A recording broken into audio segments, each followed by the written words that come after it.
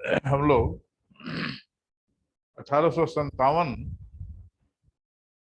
की क्रांति में बात कर रहे हैं।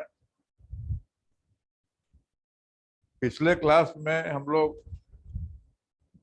1857 की क्रांति की भूमिका या इंट्रोडक्शन कहें, हम लोग शुरू कर चुके हैं। उसमें क्रांति का स्वरूप, इंग्लिश में कहें तो उसको नेचर ऑफ द रिवोल्ट, हम लोग डील कर चुके हैं। उसमें इंपॉर्टेंट बात यह है कि क्रांति तो 1857 में हिंदुस्तान में हुई। उसको विभिन्न इतिहासकारों ने अपने अपने तरफ से परिभाषित किया। किसी ने कहा कि यह सिपाही विद्रोह है, उससे ज्यादा कुछ नहीं। कुछ लोगों ने कहा कि ये जो विद्रोह था इसमें राष्ट्रीयता का योगदान, राष्ट्रीयता का रंग कहीं था ही नहीं। कुछ लोगों ने कहा कि न तो ये सिपाही विद्रोह था और न तो कोई ऐसा बहुत बड़ा आंदोलन था। ये हम लोग डील कर चुके हैं। 6-7 इतिहासकारों का वक्तव्य हम लोग ऑलरेडी डील कर चुके हैं। अंत में हम लोग उस समय के मुगल सम्राट बहादुर शाह जफर की बात कर चुके हैं।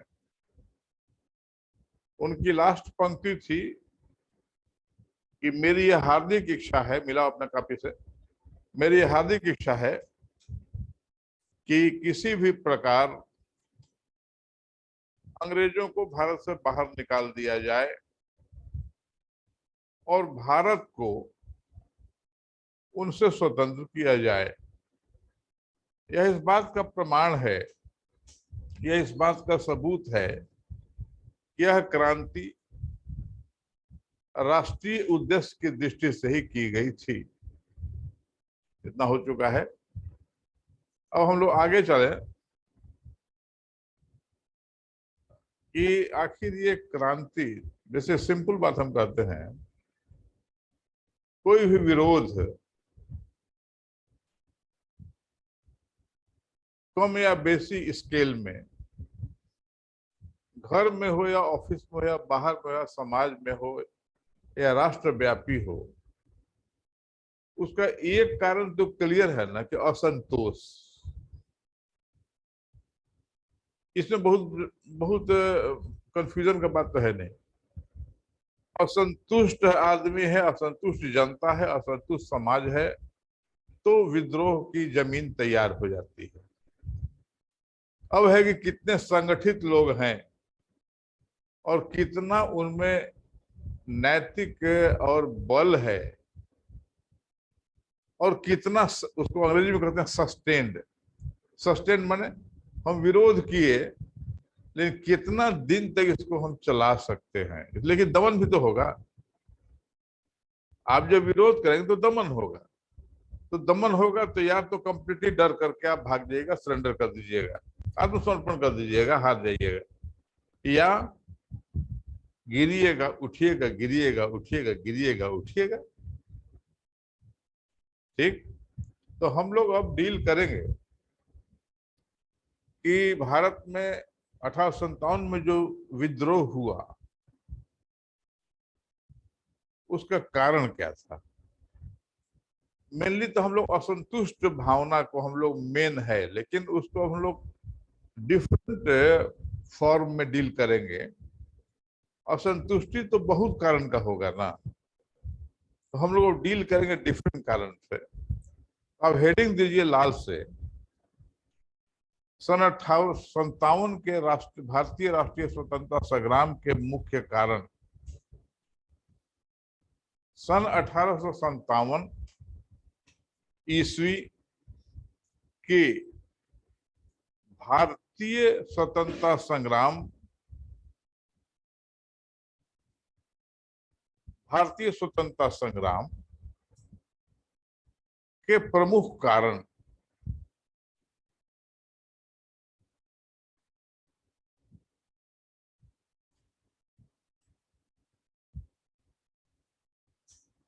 अब लाल हटाओ, लाल हटाओ। सुविधा के लिए, सुविधा के लिए और विस्तृत रूप से, विस्तृत रूप से सूक्ष्म अध्ययन के लिए भी, सूक्ष्म माइन्यूट, सूक्ष्म अध्ययन के लिए भी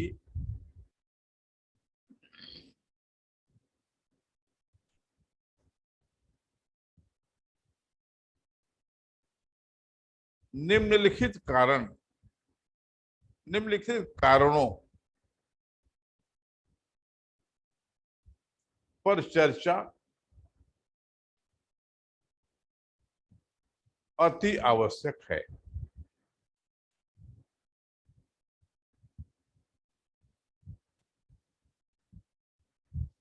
अब आप लाल से लिखिए। पहला, राजनीतिक कारण।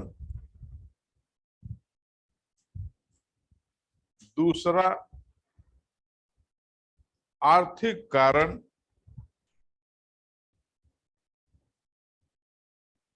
तीसरा, सामाजिक एवं धार्मिक कारण।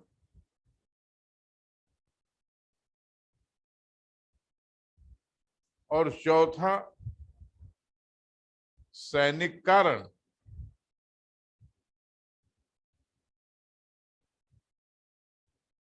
इसको रिपीट करते हैं फिर से।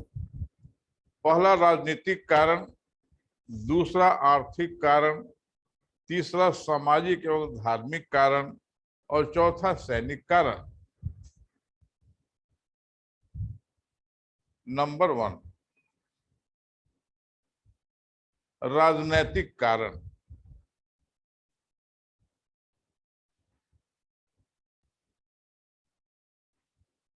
राजनीतिक कारण को ए लिखो, सबसे अच्छा ए लिखो, इसको ए लिखो, 1 नहीं लिखो, ए लिखो। राजनीतिक कारण, पॉलिटिकल कॉजेस। नंबर 1,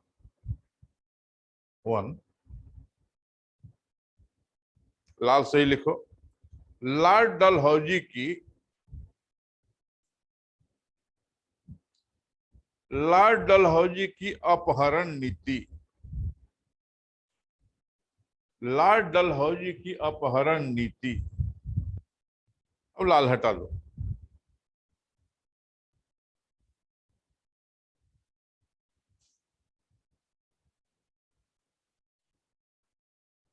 डलहौजी ने, डलहौजी की हड़प नीति, डलहौजी की हड़प नीति ने अवध, नागपुर, सतारा, झांसी, संभलपुर, अवध, नागपुर, सतारा, झांसी, जैतपुर, संबलपुर आदि भारतीय राज्यों को ब्रिटिश साम्राज्य का अंग बना लिया था।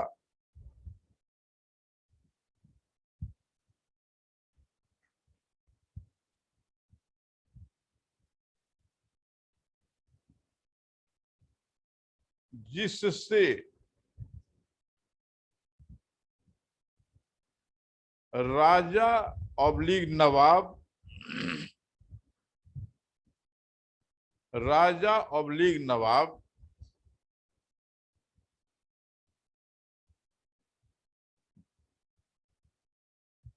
और जनता दोनों ही असंतुष्ट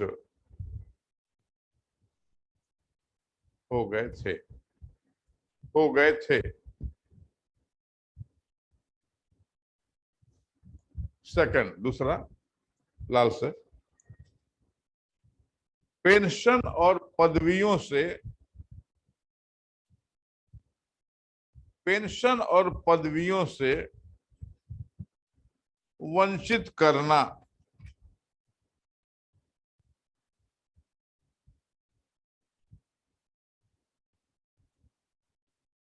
डलहौजी ने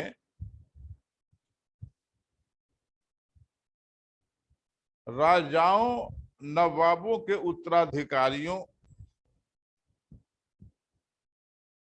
राजाओं ऑब्लिग नवाबों के उत्तराधिकारियों से पद और पेंशन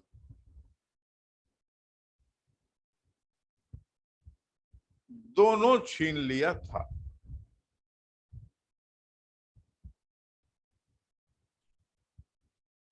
उदाहरण के लिए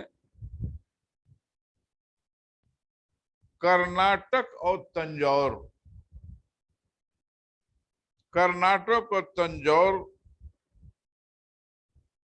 के नए नरेशों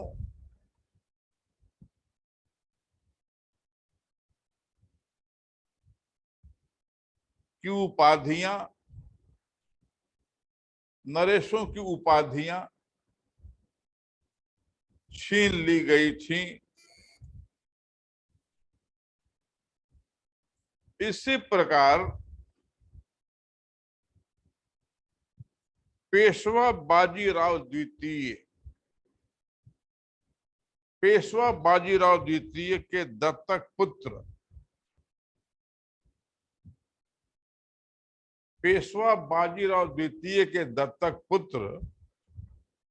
धुंधु पंत ब्रैकेट में नाना साहब को पेंशन से वंचित कर दिया था।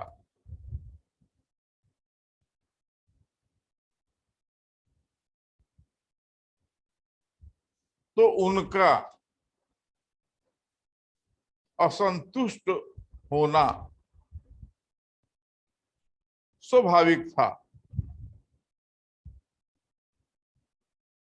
नेक्स्ट लाल से दिल्ली सम्राट के साथ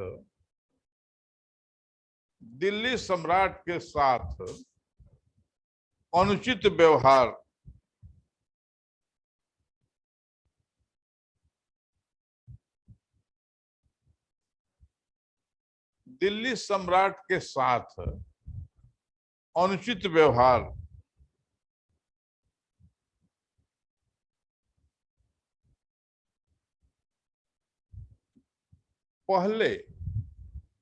पहले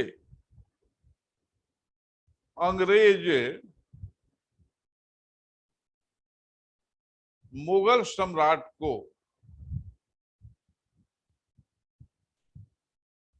उचित सम्मान दिया करते थे।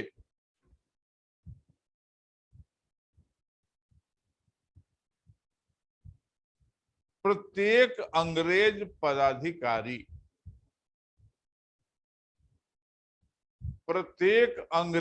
पदाधिकारी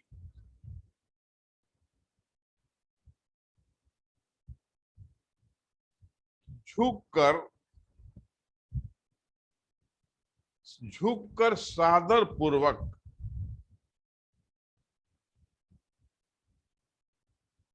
सलाम करता था।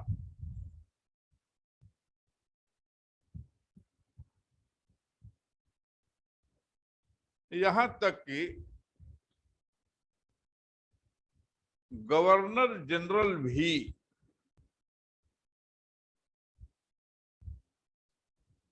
ऐसा ही आचरण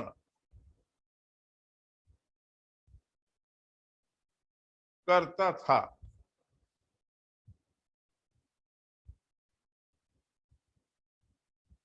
और नजर या गिफ्ट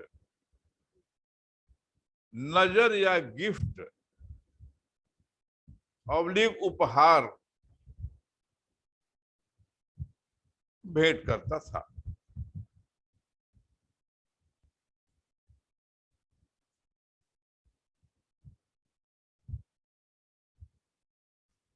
उन सबों का यह कार्य,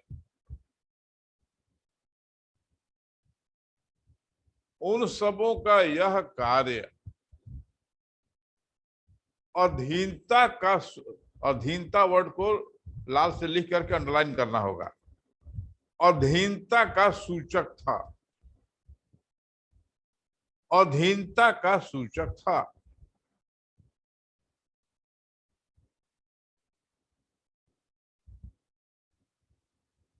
नेक्स्ट पैराग्राफ। सन 1778 से 1778, 1778 से 1835 तक, 1835 तक कंपनी के सिक्के पर, क्वाइंस पर से मुगल सम्राट का नाम हटा दिया गया था।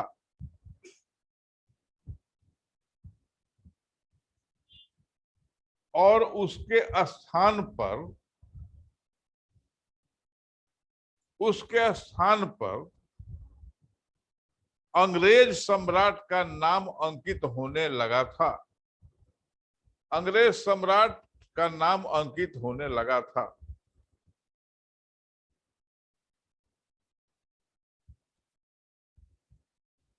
और 1 मिनट से ज्यादा नहीं, मात्र 1 मिनट अपने कलम को विराम दो और ऊपर देखो। आज भी मुसलमानों का हम नहीं जानते, जो नहीं जानते उस पर कमेंट नहीं करते। आज भी हिंदू घरों में शादियां होती हैं तो दामाद को या पुतोहू को जब घर में स्वागत होता है तो मदर इन लॉ क्या देती हैं? हाथ में दें या कोई चांदी कटोरा में दें, अपनी अपनी हैसियत के अनुसार। वधू का स्वागत या दामाद का स्वागत, मेरा भी हुआ था, तुम्हारा भी होगा, घबराओ नहीं, चिंता मत करो। तुम लोग चिंता होगी पता नहीं कहिया होगा, होगा कि नहीं होगा, हैं? उससे कोई मतलब नहीं है, वो सब मतलब नहीं है। वो बना नहीं जाता है, वो लाचारी के नाम गांधी है। जेपी हमरा मत सिखाओ, वो लाचारी के नाम गांधी है, समझ लो। खैर, अब हम लोग पढ़ने पढ़ाने पा रहे, या तो अपने घर में अपनी माँ से पूछ लोगे तो हो जाएगा, दादी से पूछो तो और क्लियर हो जाएगा, माँ से पूछोगे तब भी क्लियर हो जाएगा। लेकिन वो सोचेगी, तुम लोग भी अगर माँ से सवाल पूछोगी तो सुनो, तुम लोग अगर माँ से सवाल पूछोगे तो उनके दिमाग में अचानक अचानक एक फ्लैश आएगा, ये कोचिंग करने जाती है, ये कह रही कि शादी में अपना दामाद के का देवे। तू लोग कहेगा कि अपना अपना पुतोहू के का दोगी, पहली फरिया लो। तो बहुत ही साधारण बात है।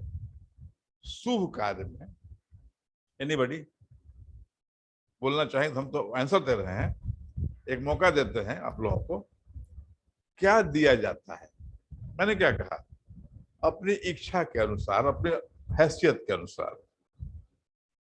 दामाद को क्या दिया जाता है उसके हाथ में, और पुत्र वधू को क्या देती है सास या दादी, जो भी सीनियर हो, क्या दिया जाता है। आज भी वो परंपरा हटने वाली नहीं है। जल्दी 1 मिनट, हमने कहा हमने 1 ही मिनट टाइम लिया था, तुम लोग गेस करो पहले। Yes, very good. बैठो।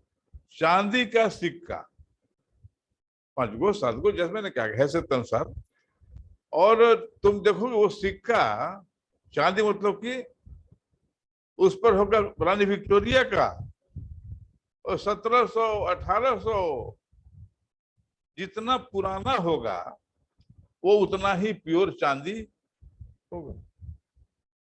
अब तो चांदी तो मेरे ख्याल से अब जो क्वाइंस बन रहा है उसमें चांदी है ही नहीं मेरे ख्याल से। लेकिन अभी भी आपके हमारे घरों में वो चांदी का सिक्का अच्छी तरह से रखा हुआ रहा। तो हमको जो मिला था वो भी रखा हुआ है। शादी में कितना दिन 50 साल से ऊपर हमको यह हो गया, अभी भी वो खत्म नहीं किया जाता है। वो बाकायदा वो सेरेमोनियल है, रखा जाता है। तो सोचिए उस सिक्का पर पहले मुगल सम्राट का वो नहीं मिल रहा है, हम देखे भी नहीं है।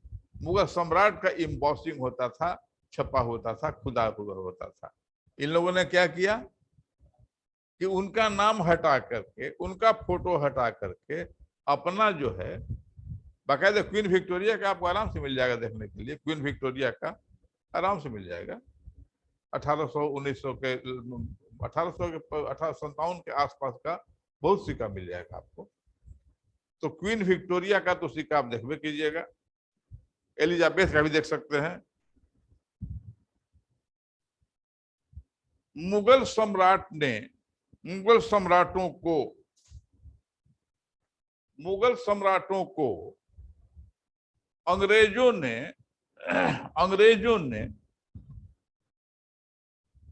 नजर या गिफ्ट या उपहार देना भी बंद कर दिया।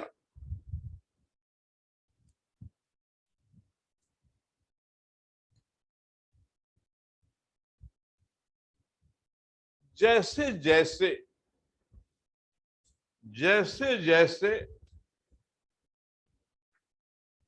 मुगल सम्राट की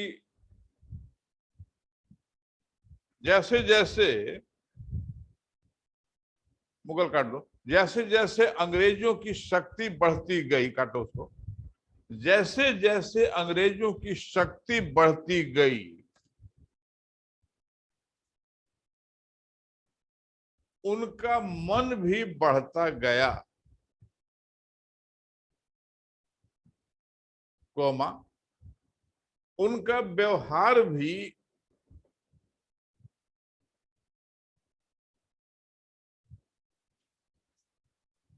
आदर की जगह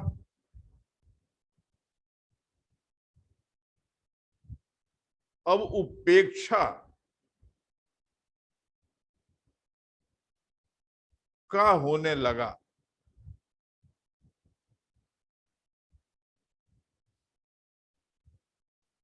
नेक्स्ट पैराग्राफ। हालांकि बहुत कारणों से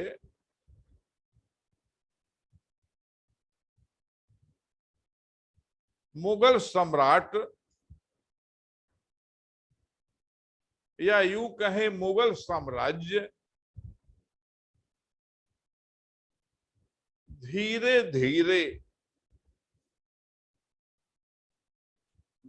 धीरे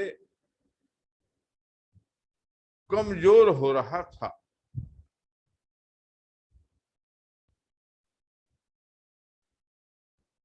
परंतु, अब लाल से लिखो, परंतु आम जनता के बीच में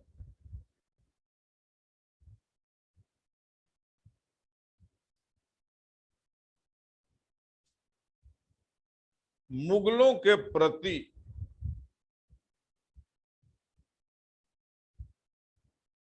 आदर भाव में जरा सा भी कमी नहीं हुई थी।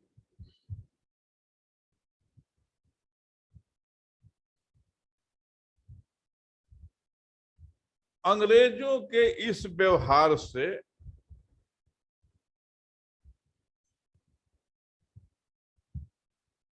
उपेक्षा तो हो रही थी नवाबों मुगल सम्राट की, उपेक्षा तो हो रही थी मुगल सम्राट की,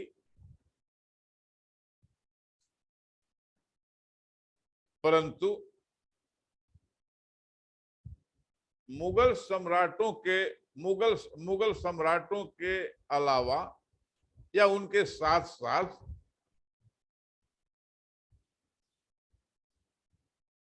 आम जनता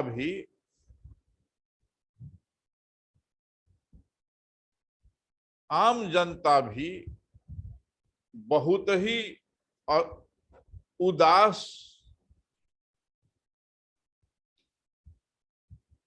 आक्रोशित हो रही थी।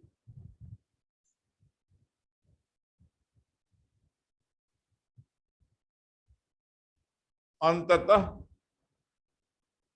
लाल हटा देना। अंततः 1857 में मुगल सम्राट बहादुर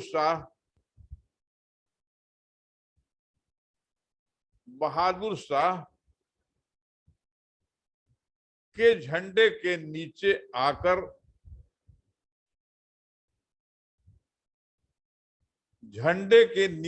आकर क्रांति का बिगुल बजाकर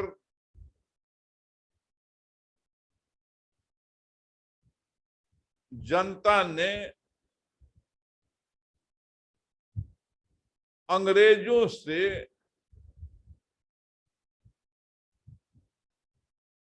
बहुत दिनों से चले आ रहे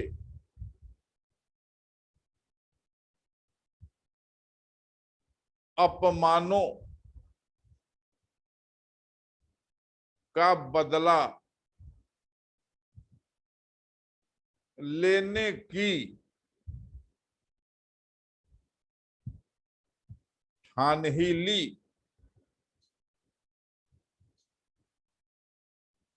हो गया। नेक्स्ट नेक्स्ट नेक्स्ट मतलब चौथा हुआ, लाल से हेडिंग दो। अंग्रेजों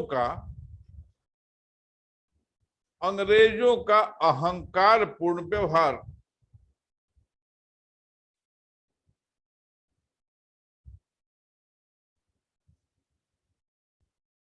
अंग्रेज, लाल हटा के, अंग्रेज शासक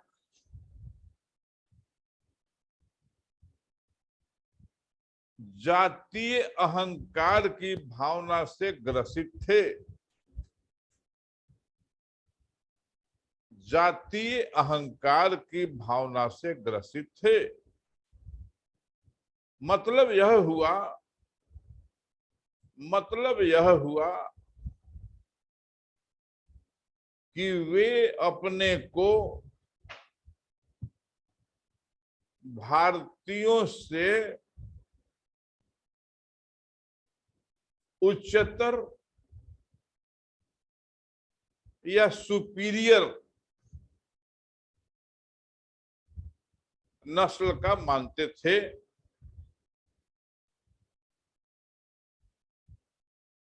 कौमा, शिक्षा तो करीब करीब नगण्य थी ही भारत में।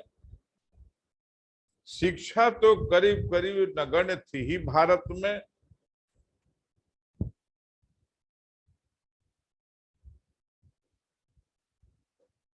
उच्च वर्ग को छोड़कर।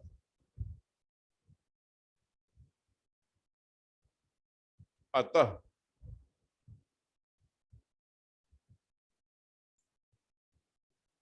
असभ्य कहकर उनका अपमान किया जाता था।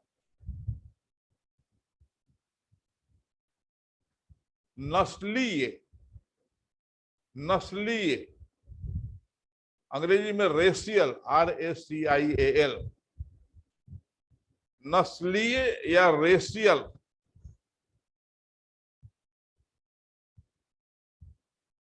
नीति से भारतीय उच्च वर्ग भी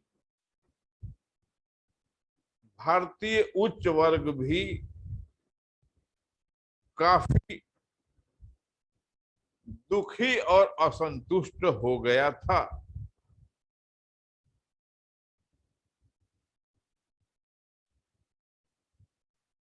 नेक्स्ट नेक्स्ट पांचवा, फिफ्थ, लाल से।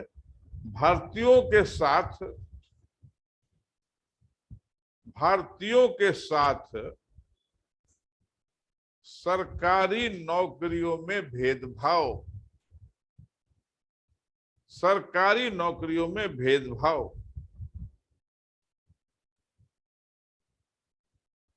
लाल हटाओ। भारतीयों को उच्च पदों पर नियुक्त नहीं किया जाता था।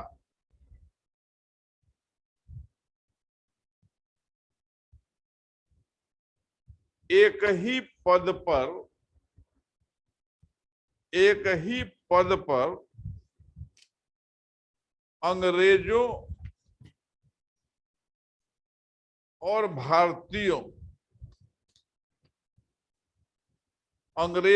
भारतीयों के वेतन में समानता नहीं थी।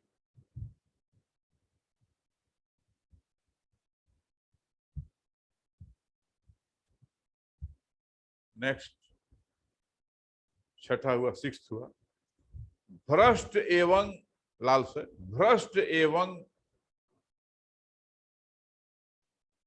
अन्यायपूर्ण शासन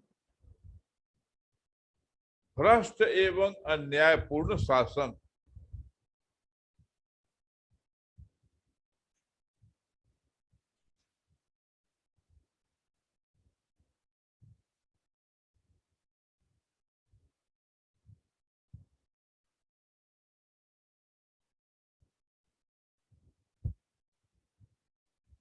चूंकि चूंकि ईस्ट इंडिया कंपनी चूंकि ईस्ट इंडिया कंपनी का प्रमुख उद्देश्य था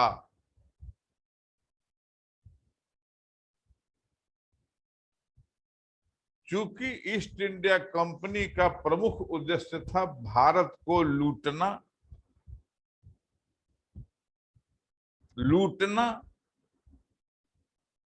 और दमन करना, यानी विरोध को क्रूरता पूर्वक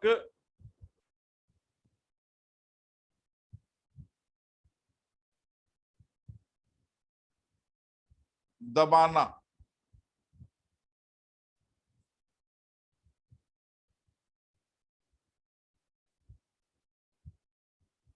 फिर भी अब लाल से लिखो, एक वर्ड लिखो। एक अंग्रेज लेखक लाल से एक अंग्रेज लेखक लुडलो LUDLOW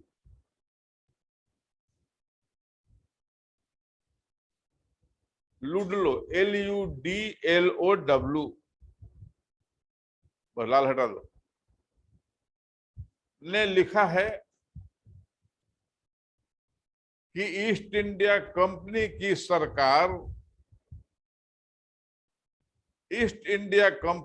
सरकार फिजूल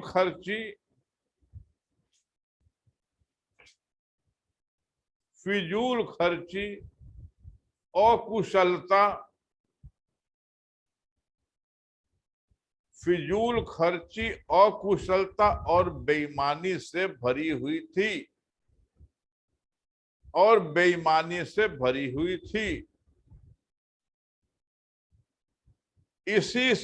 इसीलिए वह भारत की प्रजा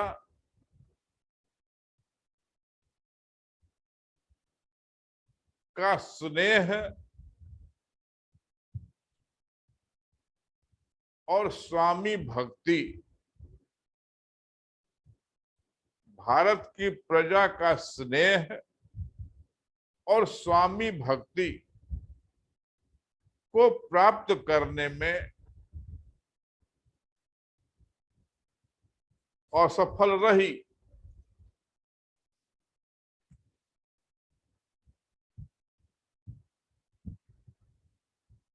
नेक्स्ट पैराग्राफ। अब हम अपने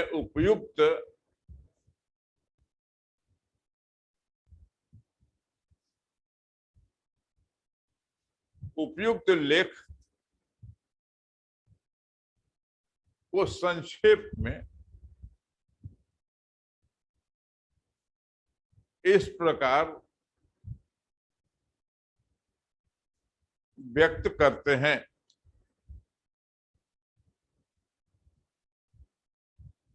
1857 की क्रांति के राजनीतिक कारण पहला, लॉर्ड डलहौजी की अपहरण नीति।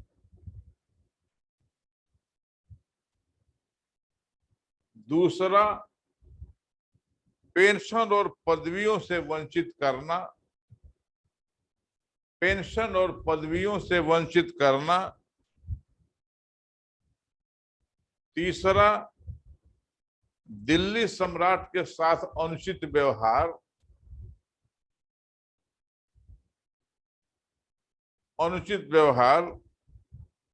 चौथा, अंग्रेजों का अहंकार पूर्ण व्यवहार।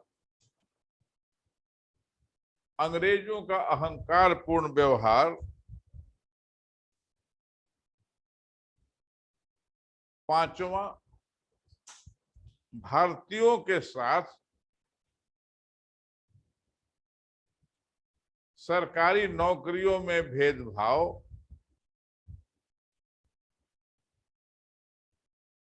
और छठा, भ्रष्ट एवं अन्यायपूर्ण शासन।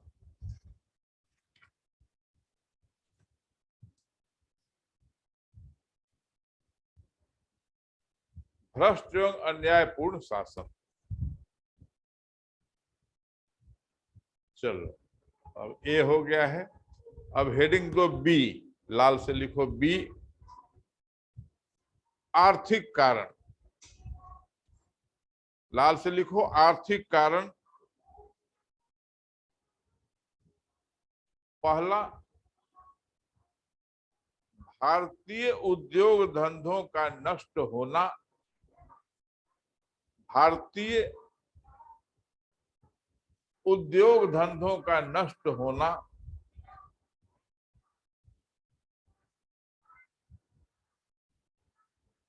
दूसरा, देसी जमींदारों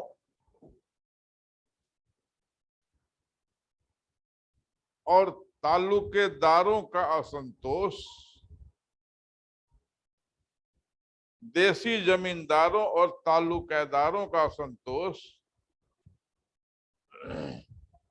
तीसरा, देश के धन का बाहर जाना। देश के धन का बाहर जाना। चौथा, लोगों का बेरोजगार होना।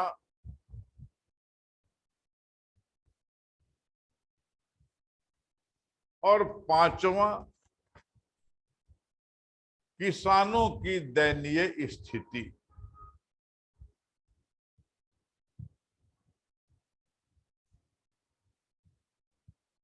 अब हम उपरोक्त हेडलाइंस, उपरोक्त शीर्षकों के अंतर्गत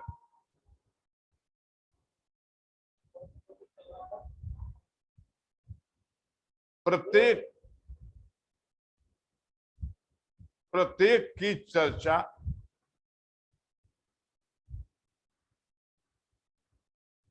वृहत रूप से करेंगे। वृहत रूप से करेंगे। पहला, लाल से भारतीय उद्योग धंधों का नष्ट होना, भारतीय उद्योग धंधों का नष्ट होना। लाल हटाओ।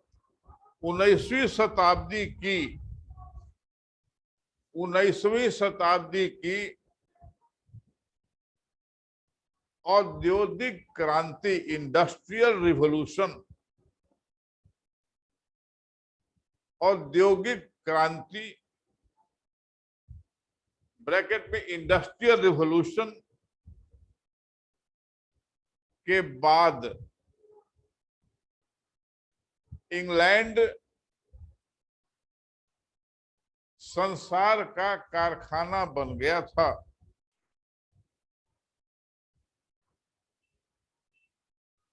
उस समय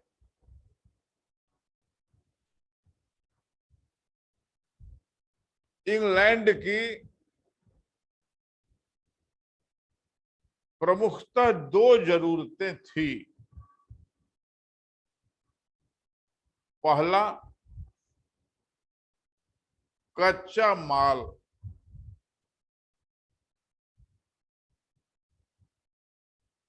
dash raw material, RAW, raw material. और दूसरा, बने हुए माल के लिए बाजार उपलब्ध कराना।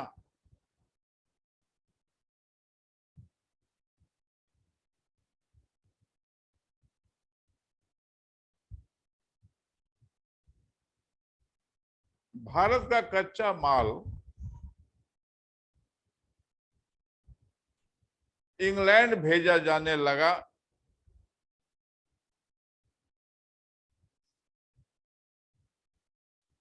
जिनसे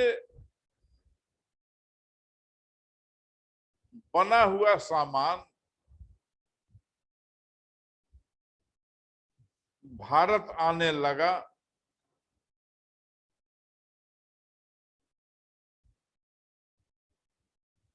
जिसको खरीदना भी पड़ता था भारतीयों को।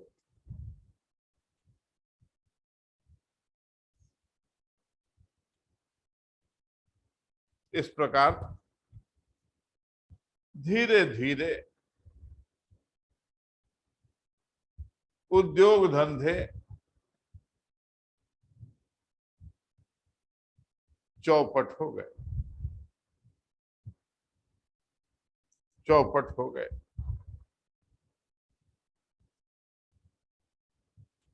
दूसरा, सेकंड, लाल से, देसी जमींदारों और तालुकेदारों का असंतोष। अब सिंपल बात देखिए, एक सेकंड रुक जाइए,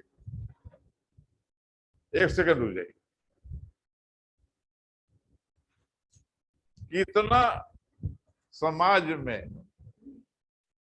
देहात में भी, शहर के बात छोड़ दीजिए, देहात में भी अभी कितना परसेंट आदमी धोती कुर्ता पहनता है, और कितना परसेंट आदमी, शहर का तो हम बात नहीं कर रहे हैं, और कितना परसेंट आदमी पैजामा कुर्ता पहनता है। पैजामा का तो मेरे ख्याल से बहुत आदमी समझ ही नहीं पाएगा कि पैजामा होता क्या है। दर्जी की बात छोड़ दीजिए, कितने आदमी पैजामा समझ रहे हैं।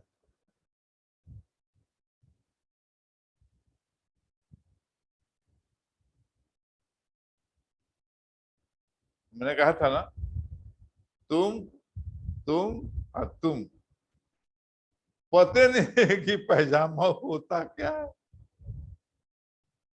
राइट, ये सच है। ये जो हम पहन कर के आए हैं और आप पहन कर के आए हैं, आरामदेह है कि नहीं, उसकी इसकी इसके डिटेल में नहीं जाएंगे, लेकिन ये हमारा वस्त्र नहीं है। हमने इसको एडॉप्ट किया, काहे, यही मिलता ही था। आपको सामने चॉइस कहां था? अब तो लड़का लोग भी केवल शादी के टाइम में पहनता है धोती, वो भी मुश्किल से, पहनने तो आएगा नहीं किसी को। तो मतलब कि धीरे धीरे धीरे धीरे धीरे धीरे बहुत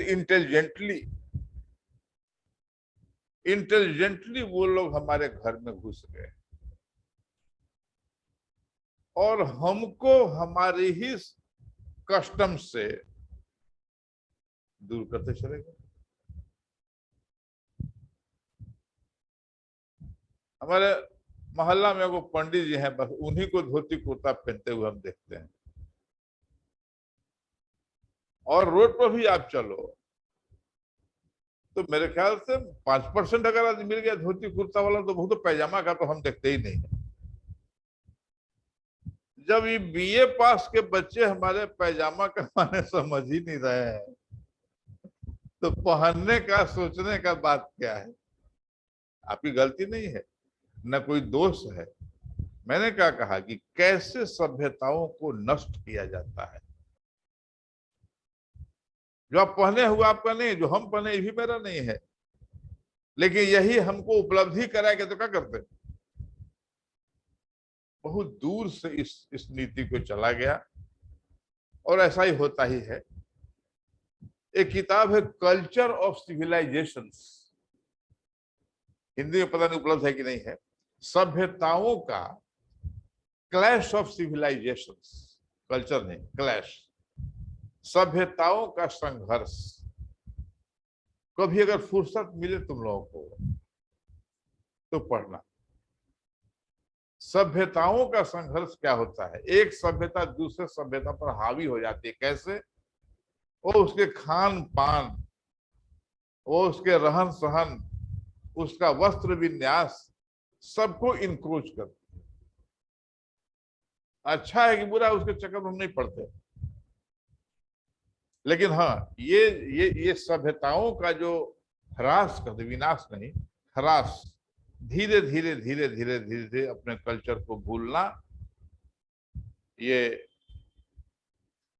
और शादी ब्याह क्या है?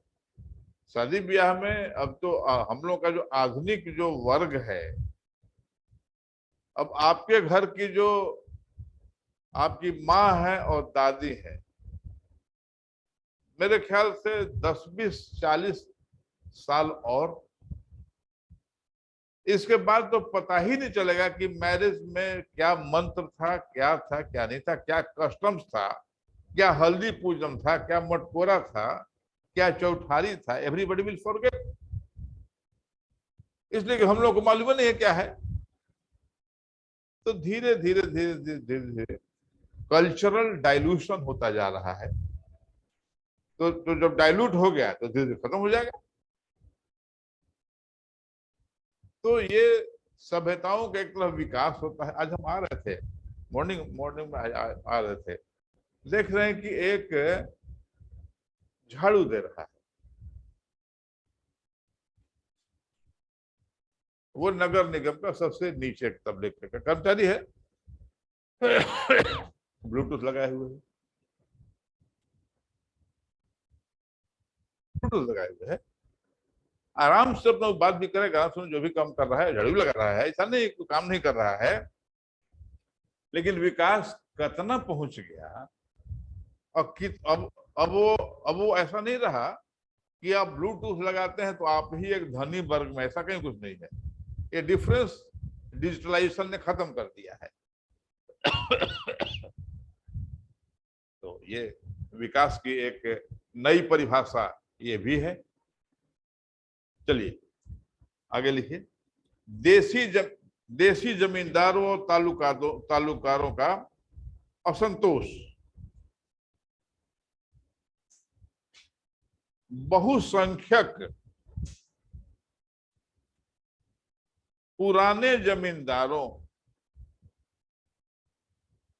हम एक सेकंड के लिए अपने को रोक नहीं सकते। एगो शादी में गए थे, ध्यान से सुनो, ध्यान सुनो। एक शादी में गए थे, सुमंगली समझते हो? समझते हो पवन? नहीं समझते हो हैं? हाँ, जब सिंदूरदान हो जाता है तो सबको दिया जाता है पीला पीला चावल हल्दी वाला, उसको सुमंगली कहते हैं। पंडित जी कहते हैं जब सुमंगली छिड़कल जाए तो वर वधु पर सुमंगली छिड़का गया। करीब शाम के 4:30 बजे पूजा का मुहूर्त वही रहता है, शादी का मुहूर्त वही रहता है। तो बाराती के तरफ से एक आदमी टोकता है पंडित जी को, हम थे भाई से कह रहे हैं कि पंडित जी सिंदूरदान न हो रही है अभी, सुमंगली छिड़का गया, वर वधु जाने लगा। हम लोग उठ के जा रहे थे, पंडित जी सब काम करा दिए। एक आदमी कहा कि हे पंडित जी सिंदूरदान न हो रही अभी से, सुमंगली छिड़कवा दिल हूँ। हाँ हाँ हाँ, तो कुछ हो जाए। तो बाद में वर वधु को बुलाया गया और बाकायदा फिर सिंदूरदान हुआ। तो बाद में पंडित स्वयं पूछे, जबकि विदाई उदय का हो, तो बाद में पंडित जी बैठे, हम लोग, पंडित जी ऐसा कितने बार हुआ है आपके साथ है? कहने की इधर उधर देखे पंडित जी, कहने की आओ कुछ सुनी तो ना हुआ। हमने कहा है सुनने की क्या बात? अगर 10 ब्याह में 4 गो 5 गो में ऐसा हो जाता है, सोचिए। तब कौन चीज इतना टाइम है? वो तो हिया कोई टोक दिया तो फिर सिंदूरदान हो गया, नहीं टोके तो लड़का चला गया, लड़का कोहबर में बाद में अपना कोई घर के कोई दिखाएगी मांग सुना है तो सिंदूरदान हो गया। हम तो ये बताइए कि क्या मन ऐसा क्यों आपसे गलती हो गई? गलती नहीं हो रहा है, हम लोगों को उतना याद ही नहीं, कोई बतेबे नहीं किया है। हम कोई माने और बाबू जी का दादा है ये नहीं है। तो कस्टम्स धीरे धीरे धीरे धीरे धीरे धीरे जो मैंने देखा है, दिखा रहे हैं। अब पंडित कहने की 10 गो में 3-4 गो में ऐसा हो जाता है, हम उठते हैं सुमंगली हो गल चल ली वो अपना घर है।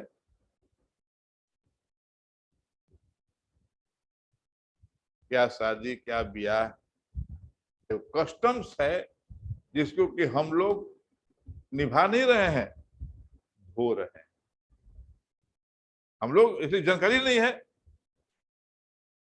पंडित जी कहे हमको कि हमको तो पूरा मने कि बस यही मंत्र भी जो पढ़ रहे थे, तो ऐसा नहीं कि हम संस्कृत के बड़का पंडित हैं, लेकिन मंत्र भी पढ़ते तो कोई बहुत समझ में नहीं आता कि वो पढ़ क्या रहे हैं। एगो पंडित जी मिले हमको ट्रेन में, वो का कहीं जानते हो, इसे बतियाने लगे, बहुत फ्रेंडली हो गए। तो इनकी क्या कहें, हम तो कहीं कहीं गरुड़ पुराण कहीं कहीं पढ़ देते हैं शादियों में। हमें ई क्या हुआ, हम जानते थे कि क्या हुआ, ई क्या हो लीजिए नहीं जाना हो ना, हम जानते थे। पंडित जी अपने कहे कि कहीं कहीं तो गरुड़ पुराण हम पढ़ देते हैं, के हुआ धरे वाला है। संस्कृत तो अपना धारा पढ़ा बोलते चले गए। वो होता क्या है, वो मृत्यु का संस्कार है। अब पंडित जी उसको पंडित जी को कुछ यादें नहीं है, तो खींच रहे हैं उसी को शादी में। आप सोच लीजिए जैसा, ऐसा नहीं कि हम उनका शिकायत कर रहे हैं, चाहे उनसे हम परिचित थे, लेकिन उन्होंने कहा कि सर कौन जानकार है, कौन पढ़े, तो हमरो तो ना है, जो हमको याद है वही हम अपना बोलते चले जाते हैं। तो मैंने क्या कहा, हम लोग निभा नहीं रहे हैं, हम लोग ढो रहे हैं। कितना दिन तक ढोएंगे भी कहना मुश्किल है। सच बताएं, हिंदू समाज में हम मरेंगे तो मेरा बाल बच्चा हिंदू संस्कार से 13 दिन 14 दिन जो भी होगा वैसा ना 10 संस्कार करेगा जी पूरा। एक नया सिस्टम निकल गया है कि आर्य समाज रीति से 3 दिन में, 1.5 दिन में, 2 दिन में। अरे तुम्हारे पिताजी, तुम्हारे दादाजी आर्य समाजी थे ही नहीं। समय की कमी के कारण हर आदमी touch and go, touch and go, touch and go करता जा रहा है। अब 14 दिन के बैठे, मैंने 15 दिन बैठल हम पटना हम, तो हमारे जानकार में बहुत से ऐसे मृत्यु हुए और होंगे कि बेटा पतो फला ढकाना जो रिलेटिव है, फुर्सत टाइम तो किसी के पास नहीं ना है, तो आर्य समाज से कर देवे के हाँ ठीक है, ठीक है, ठीक ठीक है। अब बुद्ध भगवान गिनती से कर देवे के 3 दिन में, आर्य समाज जैसा हवन करके 1 दिन में। ये ढकोसला तो क्या है? ये ढकोसला तो क्या है? मेरे माता पिता हिंदू थे तो हिंदू धर्म करेंगे, उनका दाह संस्कार नहीं तो दबा दीजिए, जमीन में दबा दीजिए, वो करने का जरूरत नहीं, खर्चो नहीं है। हम तो बहुत जगह देखे हैं कि दाह संस्कार में शादी से ज्यादा खर्च है। इतना पॉम्प एंड शो, इतना खर्चीला हो गया है दाह संस्कार का भोज, उनका बताएं। ये आडंबर नहीं तो क्या है? ये मेरे हिसाब से टोटल आडंबर है। ये मैं फिर कह रहा हूं, हम लोग ढो रहे हैं, निभा नहीं रहे हैं, ढो रहे हैं। तो कब तक ढोना पड़ेगा ये कुछ ठिकाना पड़ेगा। आगे बढ़िए, आगे बढ़िए। देशी जमींदारों के भूमि अधिकार छीन लिए गए थे। इससे आर्थिक एवं सामाजिक स्थिति पर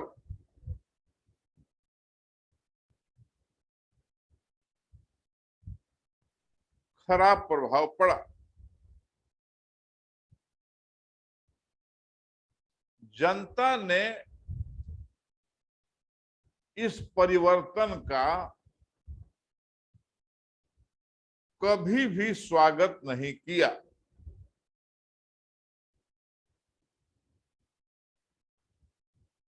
क्योंकि अंग्रेजी शासन की तुलना में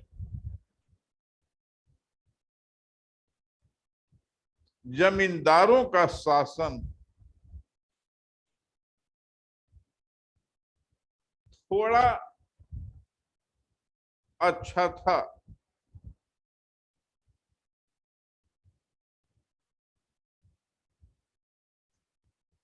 भूमि के अधिकारों के छीन जाने से, भूमि के अधिकारों के छीन जाने से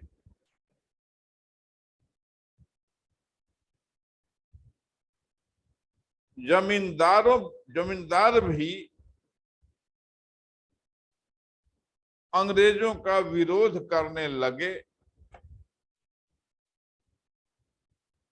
और जनता ने भी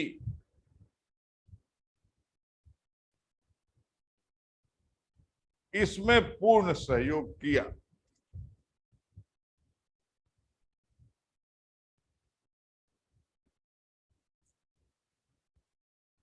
तीसरा, लाल से लिखेंगे, तीसरा, देश के धन का बाहर जाना।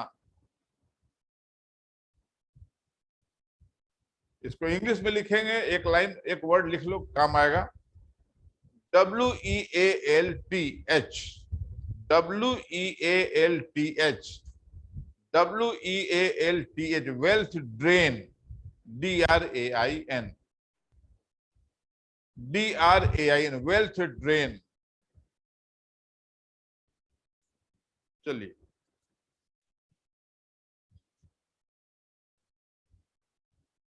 जैसा कि हम जानते हैं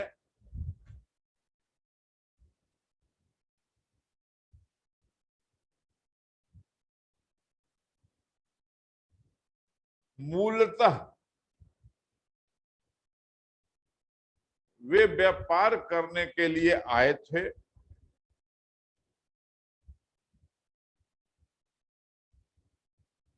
कौमा शान शौकत की जिंदगी जीते थे,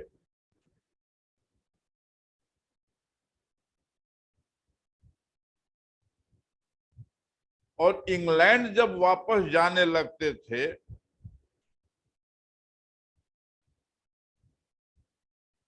तो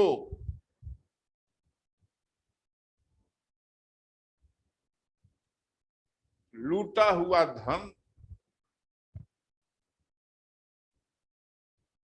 साथ में लेते जाते थे।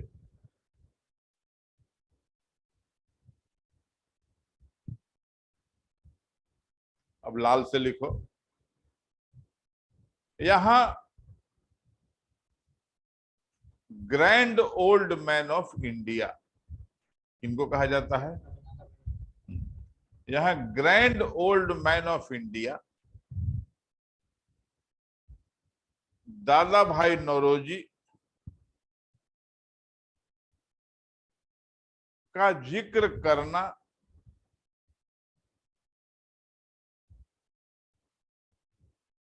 तर्क संगत होगा।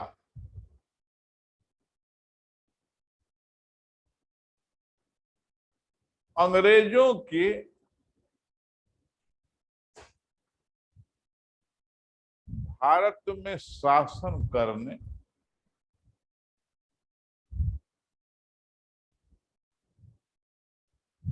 डैश कुशासन और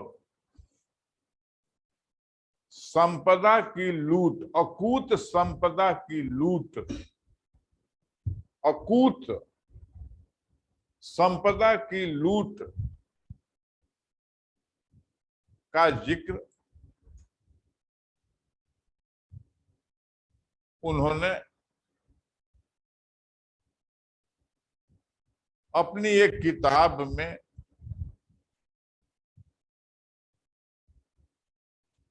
लिखने का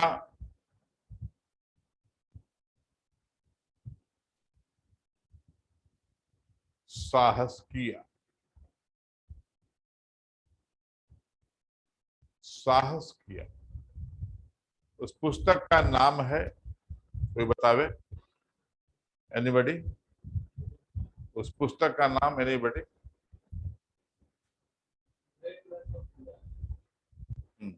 और अच्छा तरीका से, उस पुस्तक का नाम है British unrule in India. British unrule, British unrule in India.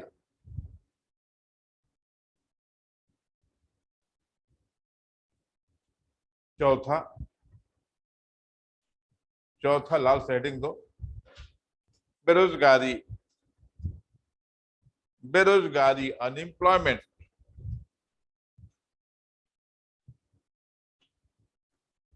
बहुत से देशी राज्य, बहुत से देशी राज्य अंग्रेजी साम्राज्य में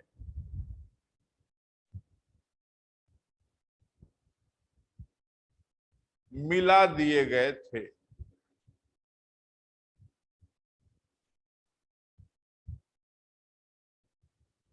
अतः कर्मचारी बेरोजगार हो गए थे।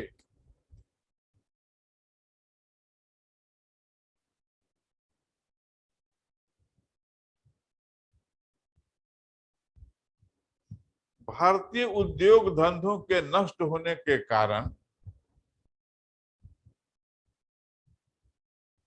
भारतीय उद्योग धंधों के नष्ट होने के कारण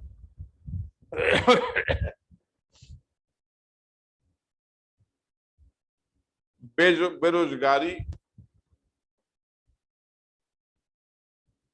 बढ़ गई थी।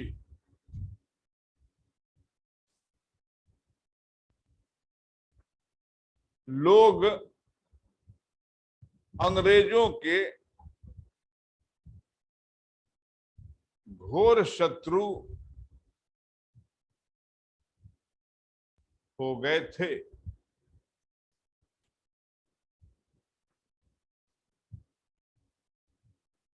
अब क्रांति के सिवा उनके पास कोई दूसरा रास्ता बचा ही नहीं था।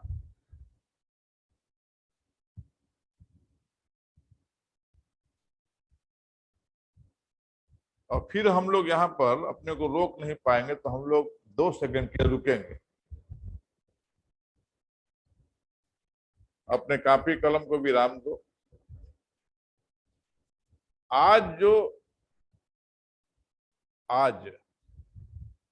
मतलब कि 2 मई 2022, इतिहास नहीं पढ़ा रहे हैं, आज का सामाजिक चिंतन कर रहे हैं। पढ़ाना हमको कुछ और है, हम चर्चा कर रहे हैं सामाजिक चिंतन, इसलिए कि चिंतन नहीं करना अपने साथ अन्याय है। जब जब अजान होगी मस्जिद में 5 टाइम, तब तक हिंदू, हम नहीं जाएंगे, नौजवान 5 बजे के हनुमान चालीसा पढ़ेगा। सोच लीजिए कि हिंदुस्तान किधर अनर्थक डिबेट में जा रहा है। अनर्थक। ये कोई समस्या का हल नहीं है, ये समस्या से मुंह मोड़ना है।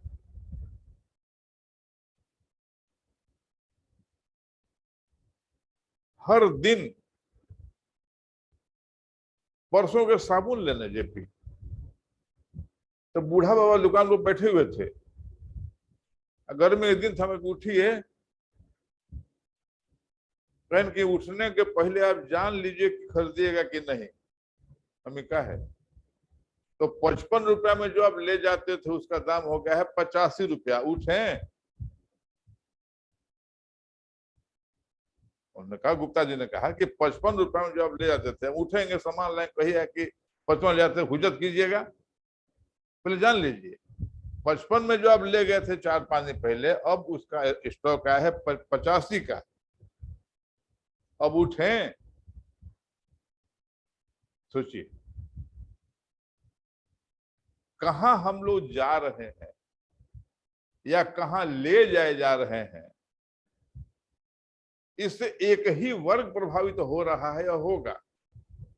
कौन वर्ग?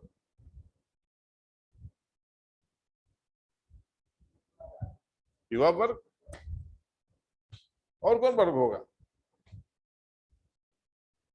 अब उसको तुम बैठ गया, तुमको पता, तुमको तंग कर रहा है, समझ रहे हैं, बहुत दिन के बाद वो बैठा है साथ है। युवा वर्ग, मुस्लिम वर्ग थोड़े। युवा में तो सब समाहित हो गया ना, इसमें धर्म कहाँ, बेरोजगारी में धर्म कहाँ गई, तो सब समाहित हो गया।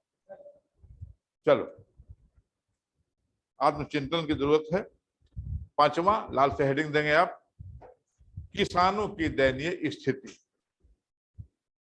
किसानों की दयनीय स्थिति।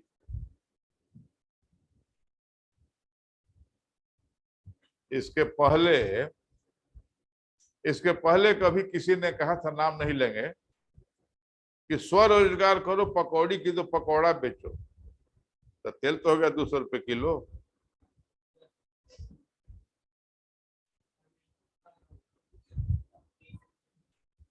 नींबू पर तो क्रांति होना चाहिए। नींबू खरीदना, मार्केट में घूमोगे ना कभी, तो हम तो जाते ही हैं, अभी तो कुछ वेशभूषा, कुछ कुछ काम चल रहा है। रुको जी, जेपी डोंट डिस्टर्ब। हम जाते हैं नींबू किनने अभी तो कुछ थोड़ा सा बेटर ड्रेस में आते हैं तो लोग क्लास लेने, सामान्य ड्रेस में रहते हैं। तो जैसे कि मॉर्निंग मॉर्निंग वॉक की, तो नींबू के सामने खड़ा हो गए तो हमको क्या कहते, बाबा आगे बढ़ा, हम पूछे कि क्या है ना, कि ना तो ना पार लगता हुआ। सोचिए थोड़ा सा, सोचिए थोड़ा सा, कोई पूछता नहीं था इसको। मार्केट में चलते थे पवन तो हाथ धर लेता था।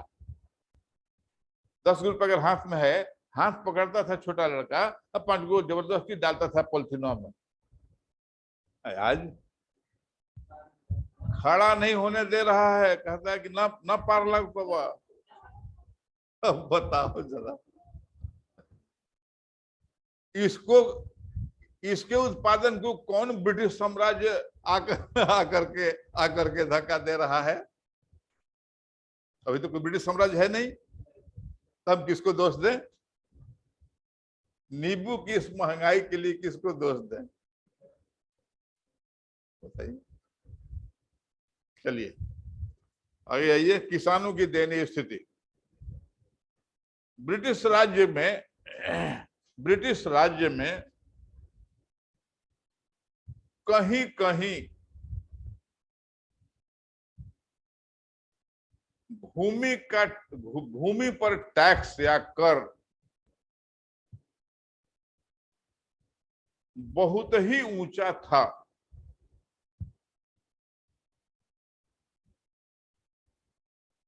कौमा, जमींदारी प्रथा के कारण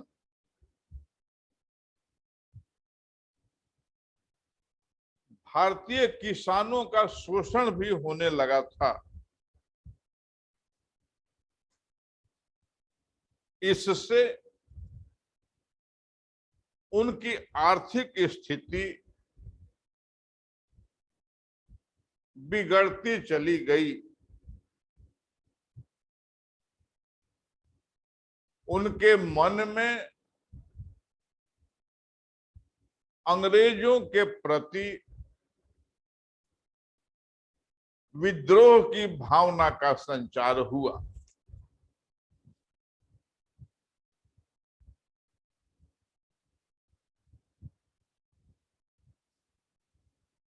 फुल स्टॉप। अब एक हेडिंग दीजिए लाल से, सी ए बी हम लोग कर चुके। सी, सामाजिक एवं धार्मिक कारण। सामाजिक एवं धार्मिक कारण।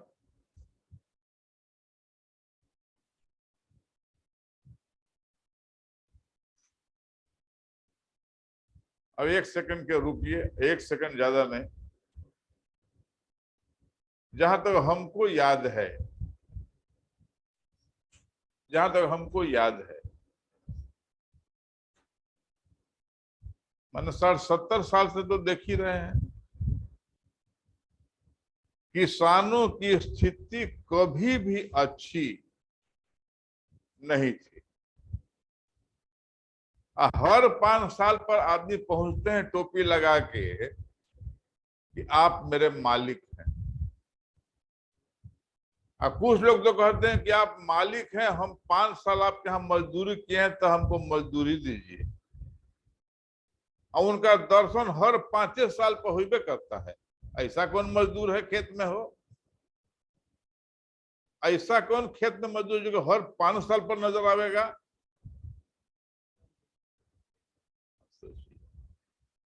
एसी में बैठ के किसानों की योजना बनती रही हैं, बनती रहेंगी। एक एक चीज हम देखे, कल जो किसान था आज मजदूर हो गया। कल जो खेती करता था आराम की जिंदगी बिताता था, एवरेज तरीका से रहता था। आखिर इतना ज्यादा पलायन लुधियाना, पंजाब और सूरत और गुजरात क्यों हुआ? कौन गया? हम गए, तुम गए? वो किसान गया, जमींदार साहब नहीं गए, किसान। पहले जाते थे गांव में, एवरेज तरीका से करीब करीब कितनों गरीब किसान हो, 4 बीघा खेत का भी जोतिहर हो, एक चीज जरूर हम देखते थे, भैंस हो चाहे नहीं, एक गाय उसके यहाँ। आज आज आज का किसान हिंदुस्तान का भिखमंगा हो गया। इतना ज्यादा माइग्रेशन बिहार और यूपी से हुआ, दूसरे का हम क्यों कहें, वो जानकारी नहीं। बिहार और यूपी से मैक्सिमम माइग्रेशन, पलायन हुआ कि नहीं? सरकारें आई, बदलती गई, सपना दिखाया गया, सब हुआ, कहां कुछ हुआ? किसी सरकार ने कुछ नहीं किया, सपना हर ने दिखाया। हमारे साथ गांव में जो मेरा भाई रहता था, जो रहता है, पहले साथ में खेती करता था, अब वो सीधा दिल्ली या पंजाब या लुधियाना या गुजरात, सूरत, झुग्गी झोपड़ी में रहता है। एक झुग्गी झोपड़ी की परिकल्पना की, झुग्गी झुग्गिया में गाय उसको है, गाय रखता है झुग्गिया में। सोचिए, हिंदुस्तान में दुर्दशा अगर किसी एक वर्ग की हुई है तो किसान की हुई है। वो किसान रहा कहां? वो तो दर दर की ठोकर खाने वाला भिखमंगा हो गया, आश्रित हो गया। तो दो वर्ग अभी चिंता का विषय है हिंदुस्तान में। हम दूसरे देशों की बात नहीं करें, दो वर्ग चिंता का बात है। पहला वर्ग है युवा वर्ग और दूसरा किसान। दूसरा किसान। हम लोग आ गए अब सामाजिक धार्मिक कारण पर। संक्षेप में निम्नलिखित कारणों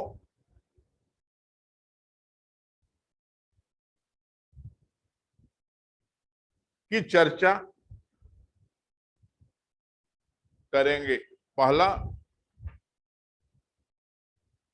भारतीय सामाजिक नियमों में परिवर्तन। भारतीय सामाजिक नियमों में परिवर्तन। दूसरा, धर्म परिवर्तन का प्रयास। इसको अंडरलाइन करना लाल से। धर्म परिवर्तन, अंग्रेजी में कन्वर्सन, कन्वर्सन CONVERSION, कन्वर्सन, धर्म परिवर्तन का प्रयास। तीसरा, ईसाई पादरियों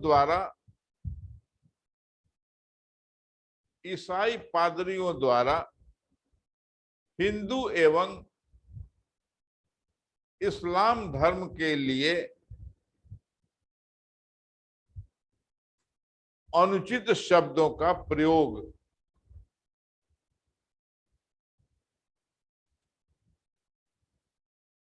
और चौथा, शिक्षण संस्थाओं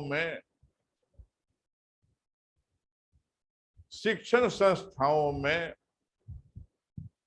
ईसाई धर्म का प्रचार।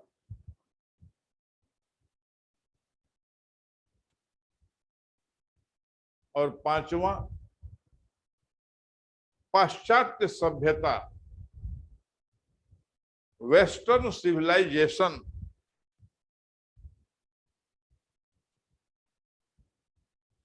की संस्कृति का प्रचलन।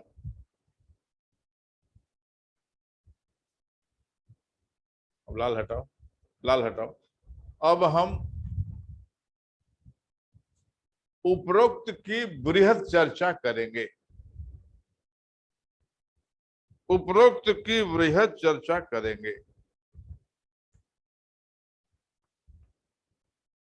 पहला, नंबर 1, हेडिंग दो लाल से, भारतीय सामाजिक नियमों में, भारतीय सामाजिक नियमों में परिवर्तन।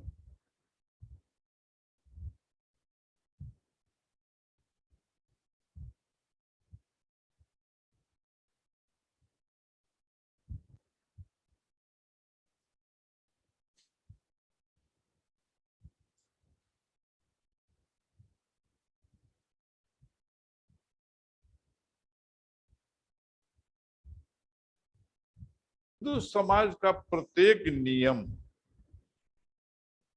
हिंदू समाज का, ऐसे लिखो, एक वर्ड आगे डाल दो, बहुसंख्यक हिंदू समाज, बहुसंख्यक हिंदू समाज का प्रत्येक नियम, जैसे उत्तराधिकार, कौमा विवाह,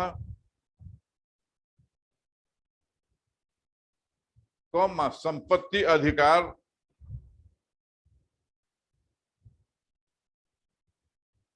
धार्मिक सिद्धांतों पर आधारित है,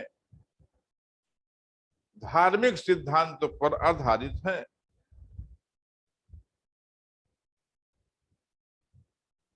उनमें कोई भी परिवर्तन करना,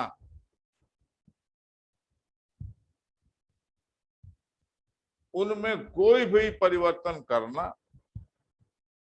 धर्म में सीधे हस्तक्षेप करना है।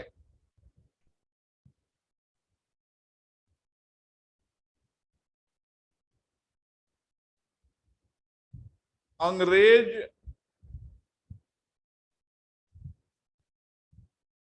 हिंदू जीवन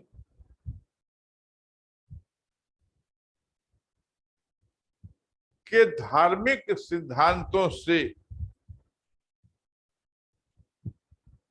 अनभिज्ञ थे, अनभिज्ञ थे, कौमा उन्होंने समझने का प्रयत्न भी नहीं किया।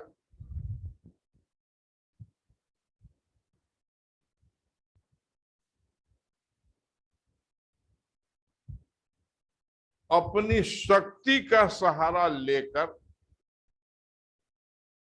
अपनी शक्ति का सहारा लेकर उन्होंने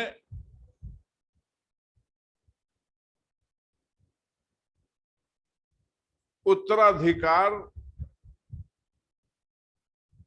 विवाह, संपत्ति अधिकार आदि के नियमों को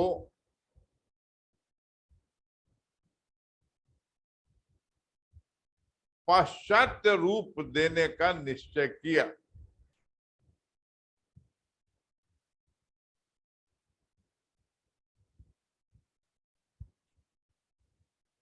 नेक्स्ट, नेक्स्ट,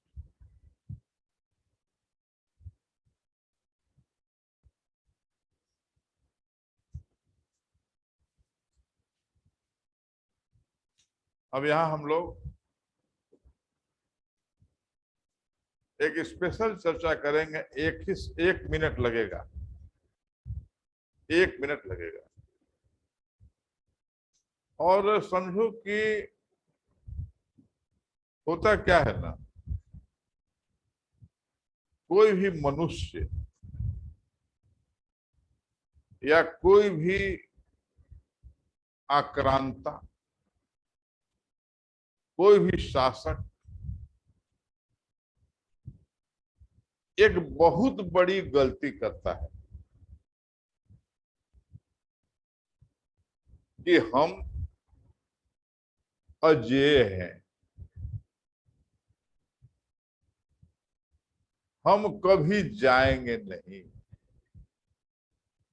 हम सबको जीत रहे हैं और शाश्वत जब तक चाहेंगे तब तक हम राज करेंगे और अपनी इच्छा के अनुसार राज करेंगे। Not only in India, world गवाह है कि जिसने इस थियोरी को अपनाया वो इतिहास में कहीं गुम हो गया। हिटलर से लेके मुसोलिनी से लेके स्टालिन तक आए और गए। किसी ने अगर सोच लेता तो कोई बातें नहीं था। अगर सोच लेता कि हम भी जा सकते हैं तो कुछ तरीका से रूल करता और कुछ लंबा रूल करता। लोग मान बैठते हैं कि हमारा विद्रोह है किसकी ताकत जो कि हमसे विरोध कर सके, कौन खड़ा होगा, हम तो उसको हाथी हैं, हम तो उसको मसल देंगे। मसला भी गया, लेकिन कल्चर्स को, सभ्यताओं को मदांध हाथी की तरह चलने वाले शासक कभी भी मिटा नहीं सकते।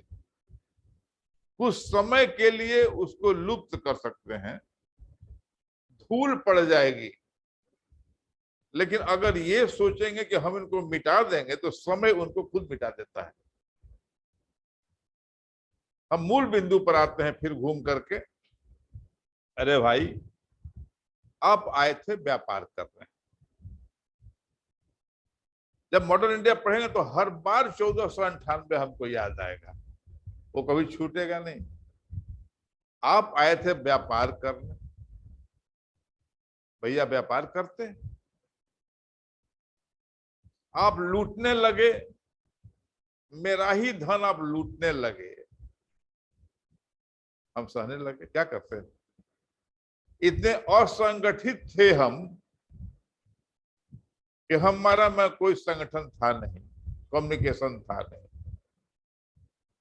तो पहला काम जो हर हर हर विजय के पश्चात करता है विदेशी,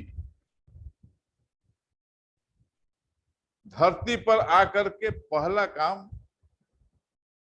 कि उसकी लोकल संस्कृति को नष्ट करना। अंग्रेजों ने सफलतापूर्वक इसको किया।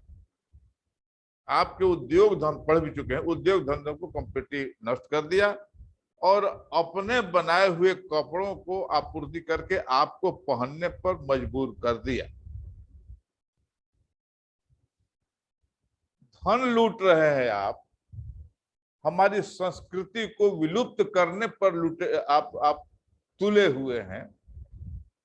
हमारे हिंदू के शादी विवाह और उत्तराधिकार और संपत्ति के अधिकारों में भी आप अतिक्रमण कर रहे हैं। इतने से भी आपका मन नहीं भरा, इतने से भी मन नहीं भरा, तो अब क्या चाहते हैं आप? यही पिपासा, यही लालच, यही लोलुपता ले डूबती है साम्राज्यों को। यही हुआ अंग्रेजों के साथ ही भारत में। अरे भैया, आप व्यापार करने आए थे, लूट रहे थे, वापस जा रहे थे, क्या दिक्कत थी भाई? हम लोग कमजोर थे। शायद ये गलती जो अगर ये नहीं करते तो कुछ लंबा खिंच जाता। अगर ये धर्म परिवर्तन नहीं शुरू करते तो शायद इस क्रांति को इतना बल नहीं मिलता। आज सोचिए जरा सा, हम कभी कभी जाते हैं अपने गांव देहात में, देखते हैं क्या, जहां की आज भी मेन रोड जाने के लिए कम से कम 5 कोस चलना पड़ता है। सुदूर देहात में, सुदूर घने जंगलों में 20-20, 30-30, 40-50 बीघा का प्लॉट है, जंगल है, और उसमें बड़ी ऊंची चहारदीवारी है, उसमें एक चर्च है। आप सोचिए, जैसे कल्पना कीजिए, आज से 200-300 साल पहले जबकि संसाधन कुछ नहीं था, तब भी वो अंग्रेज इंग्लैंड की एसी को छोड़ करके यहां मच्छर और मच्छरदानी से लड़ करके, कालाजार मलेरिया से लड़ करके अपने धर्म प्रचार में लगा हुआ है। दूर दराज के तुम लोग के गांव में भी कहीं ना कहीं चर्च मिल जाएगा, मंदिर भी मिलेगा, नो डाउट, तो वो तो हमारा है, वो तो मेरे संस्कार का है। लेकिन चर्च भी मिल जाएंगे आपको, पटना में तो मिलेगा, लेकिन हम दूर दराज गांवों की बात करते हैं।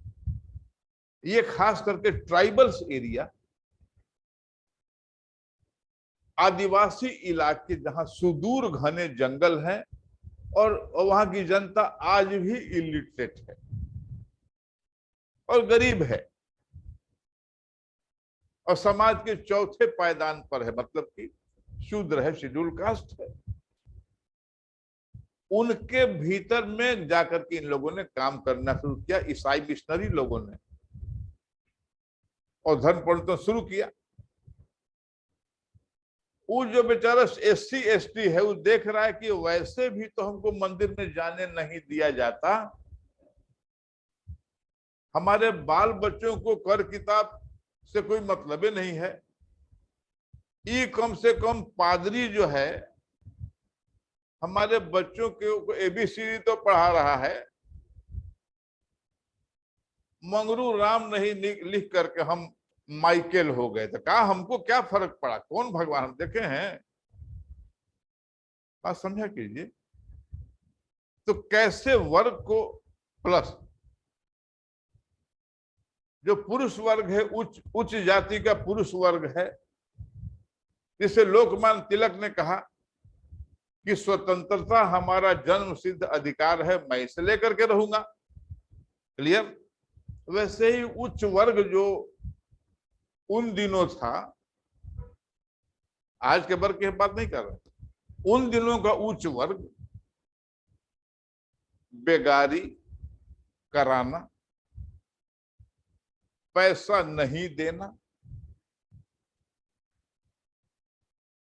समाज के चौथे वर्ग माने शूद्रों के लड़कियों और उनके घर की इज्जत से खेलना अपना जन्म सिद्ध अधिकार समझता था कि नहीं। देवदासी प्रथा को अलग हटाइए, देवदासी प्रथा तो अलग हटाइए, लेकिन सोचिए उनकी तरफ आकर्षित कौन वर्ग हुआ, शोषित वर्ग। कौन? जिसका शोषण आपने किया था, भारतीयों ने किया था, तो वो आकर्षित हो गया। अब वो इलाका रांची का, सिंहभूम का, गोड्डा का, छत्तीसगढ़ का, मध्य प्रदेश का जो ट्राइबल इलाका है, वो सब बन गया क्रिश्चियन। तो क्रिश्चियन बनने के फायदा नुकसान को मत जाइए, मतलब ये जाइए कि जो आदमी चला था व्यापार करने, वो शासन करने लगा, अब उसका उसका मन बढ़ा, तो उसने अपने धर्म का विस्तार करना शुरू किया, क्योंकि यहाँ विस्तार करने की भूमि और ऐसे लोग यहाँ पर उसको प्राप्त हो गए। राइट, इसको लिखिए, इसको लिखिए, इसको धर्म परिवर्तन का प्रयास। अंग्रेजों ने भारतीय समाज में धर्म परिवर्तन का संगठित प्रयास किया।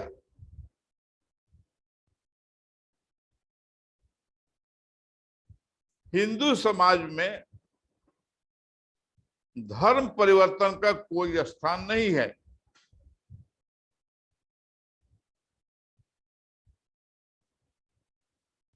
यानी स्थान नहीं है, यानी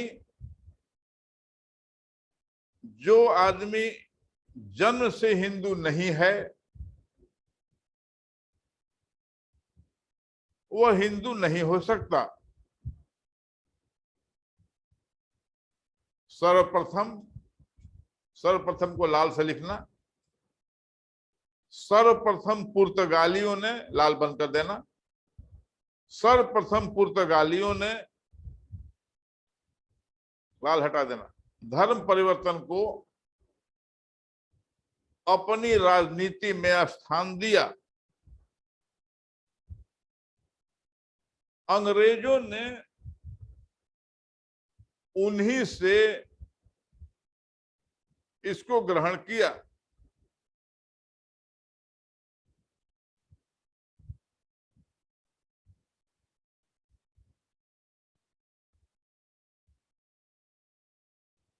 जैसा कि हम सभी जानते हैं, जैसा कि हम सभी जानते हैं, भारत का ग्रामीण इलाका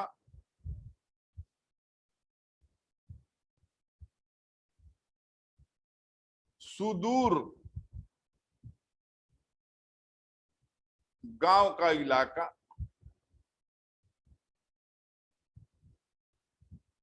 घने जंगलों से घिरा हुआ इलाका,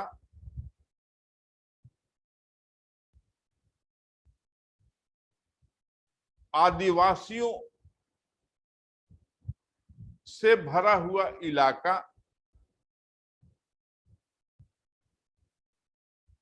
और समाज के निचले पायदान के लोग,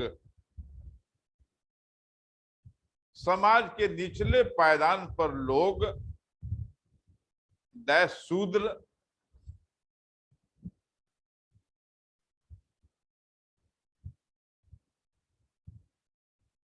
कल जहां थे, कल जहां थे उस स्थान से आज भी बहुत ज्यादा आगे नहीं जा पाए हैं।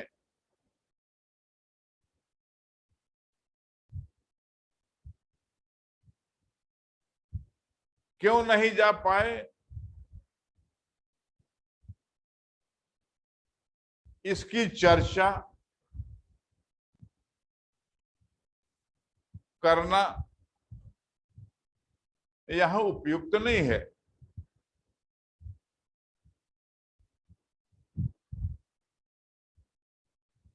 जहां शिक्षा की रोशनी भी नहीं पहुंची थी,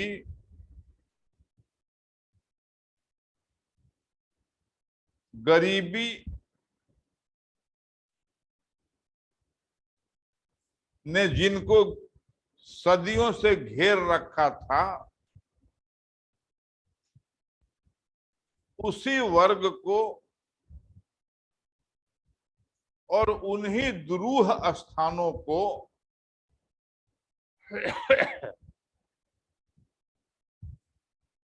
ईसाई मिशनरियों ने धर्म परिवर्तन के लिए चुना।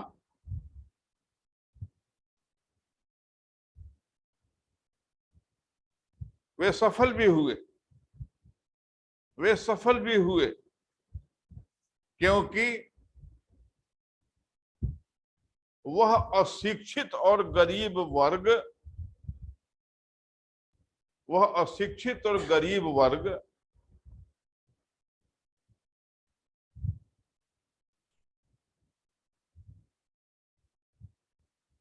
की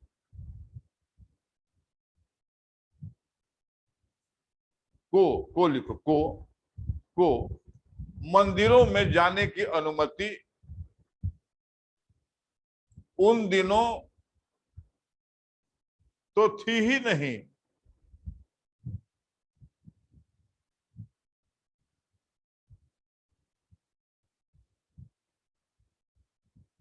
तो उसको बहुत लगाव मंदिर से क्यों होता?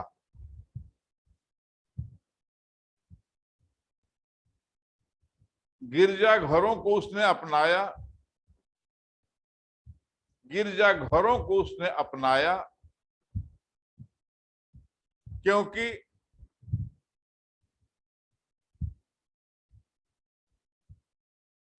वहां उसको जाने के लिए किसी वर्ग विशेष के आक्रोश का सामना नहीं करना पड़ता था।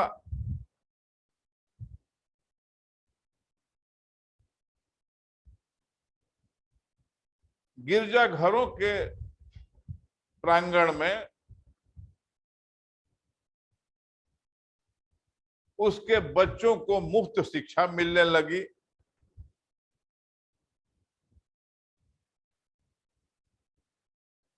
कुछ वस्त्र भी मिलने लगा होगा,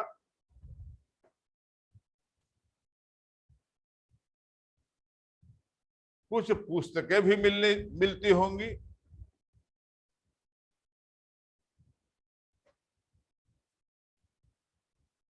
और सबसे बड़ी बात कि उसके घर की महिलाओं की आबरू, इज्जत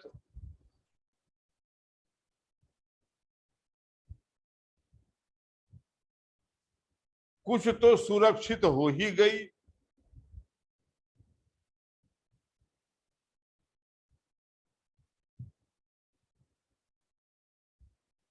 तो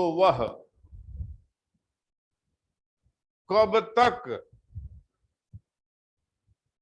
वह कब तक और किस लिए हिंदू धर्म से चिपका रहता?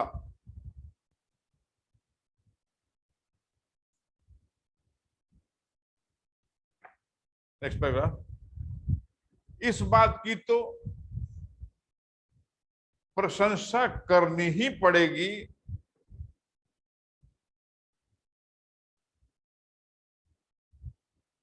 कि भारत के जिन इलाकों में ज्यादा ईसाईकरण हुआ,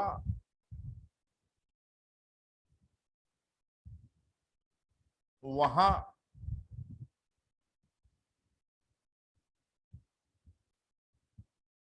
मिशनरियों ने अपने धर्म के लिए, अपने धर्म के प्रचार के लिए सुख सुविधाओं का त्याग तो किया ही,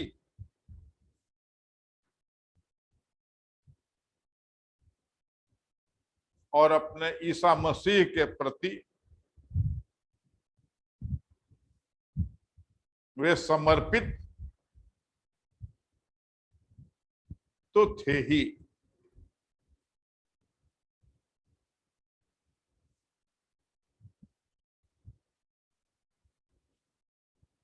और त्याग तो उन्होंने किया ही।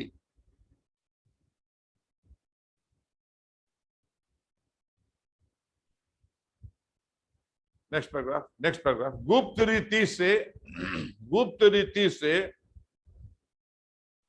अंग्रेजी सरकार इनको आर्थिक सहायता भी देती थी।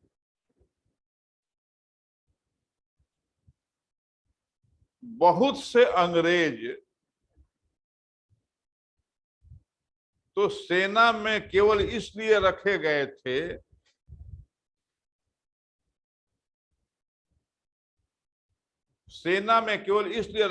थे कि वे वहां भारतीय सिपाहियों के बीच अपने धर्म का प्रचार करेंगे।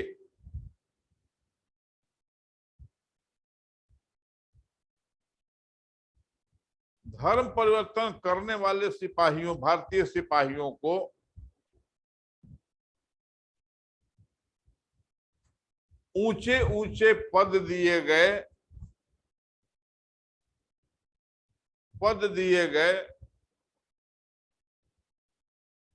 और जो लोग इस परिवर्तन का विरोध करते थे,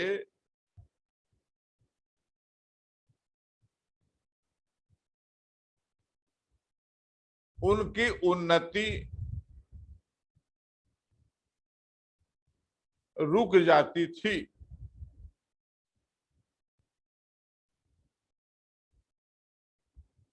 नेक्स्ट पैराग्राफ। अंततः इसका परिणाम यह हुआ कि सेना में धीरे धीरे असंतोष बढ़ता चला गया, असंतोष बढ़ता चला गया।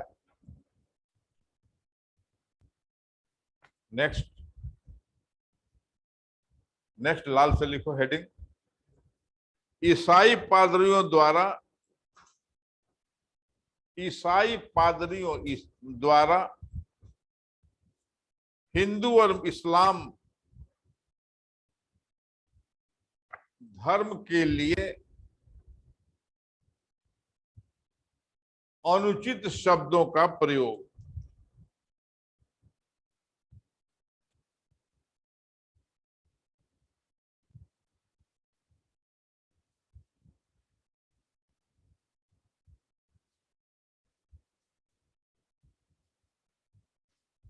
भारत सदैव से धर्म सहिष्णु देश रहा है। धर्म सहिष्णु देश रहा है।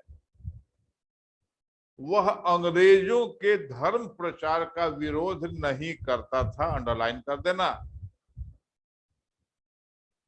अंग्रेजों के धर्म प्रचार का विरोध नहीं करता था।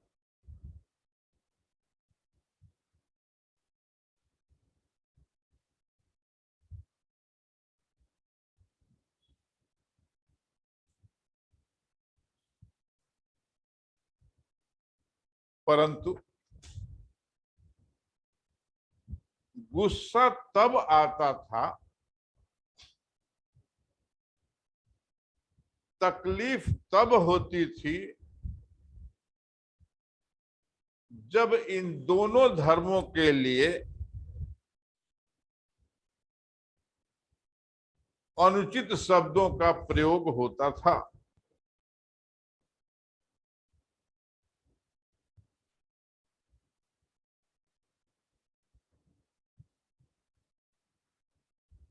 नेक्स्ट, शिक्षण संस्थाओं में ईसाई धर्म का प्रचार। एजुकेशनल इंस्टीट्यूशंस में, शिक्षण संस्थाओं में ईसाई धर्म का प्रचार।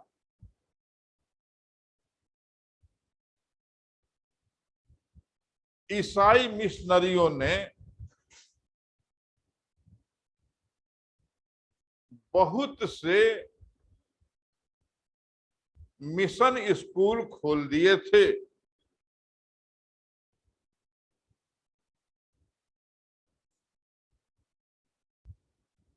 जिनको सरकारी सहायता भी मिलती थी।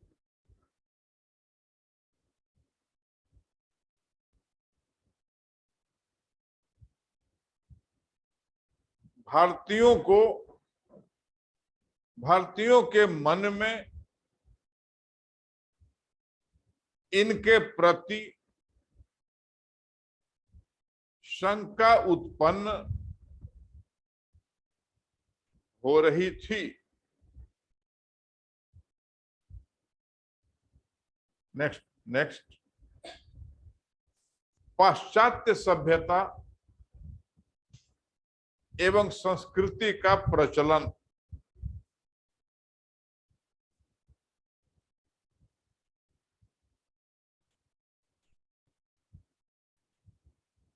भारतीय संस्कृति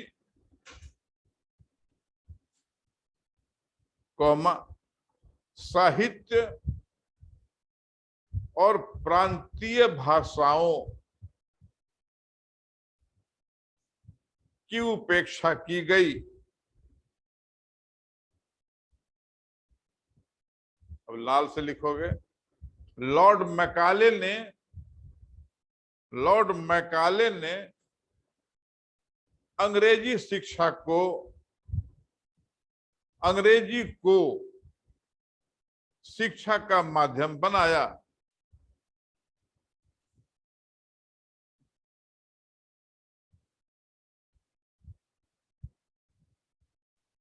साथ ही साथ, अब लाल हटाओ, साथ ही साथ उसने भारतीय साहित्य की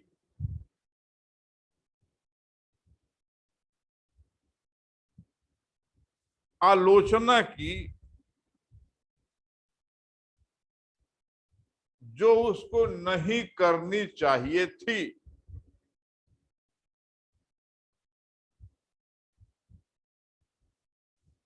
उसने कहा कि पाश्चात्य साहित्य की एक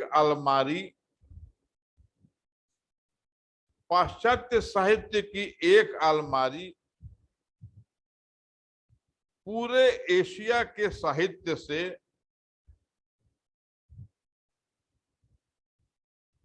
बेहतर है।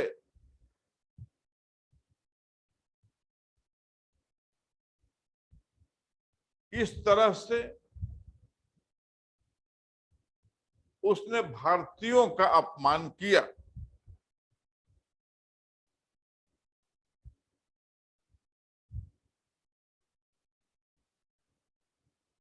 लाल से,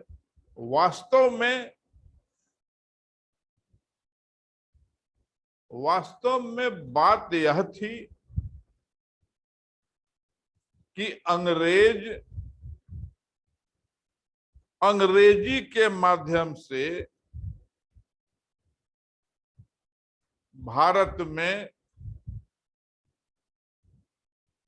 ईसाई धर्म का प्रचार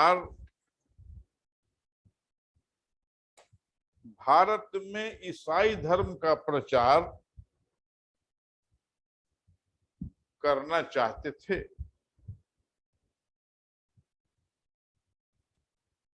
थैंक यू वेरी मच। अब रह गया है सैनिक कारण।